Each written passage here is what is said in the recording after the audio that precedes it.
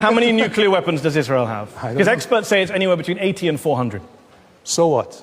So what? Yeah, so what?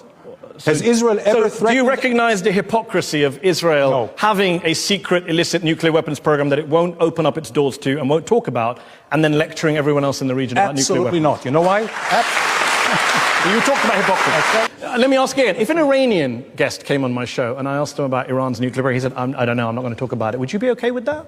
You'd be outraged.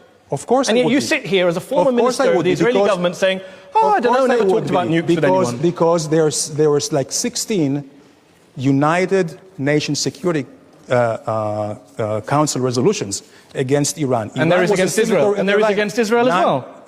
About your nuclear program? No. Yes, there is. UN Resolution 487. Let me read it to you. The UN Security Council in 1981 says, calls upon Israel urgently to place its nuclear facilities under the safeguards of the IAEA. Why haven't you done that? Because... There you have it, the nuclear double standard. Israel violates multiple UN Security Council resolutions when it comes to its own stockpile of nuclear weapons. And yet Western media interviewers who have multiple Israelis on air all the time never really ask about this, never really ask about Israel's nukes. Why?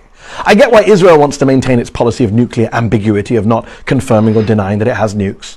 But why does the US media, the UK media, the Canadian media, why do they all have to go along with it?